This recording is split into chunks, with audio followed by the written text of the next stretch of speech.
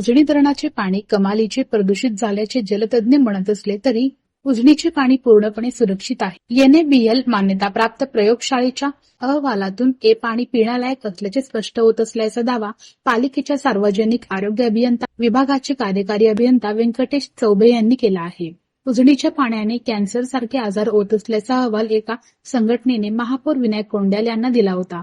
अशा पार्श्वभूमीवर शहराला उजनी जलाशय, भीमा नदी पाणी पुरवठा व एकरूप उपसा सिंचन योजनेद्वारे पाणी पुरवठा केला जातो। नागरिकांना दर्जेदार पिण्याचे पाणी उपलब्ध केले जात आहे।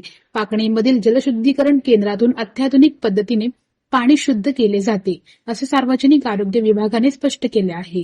नागरिकांनी पाणी प्रश्नी अफवांवर विश्वास ठेवू नये, असे आवाहन पालिका प्रशासनाने केले आहे।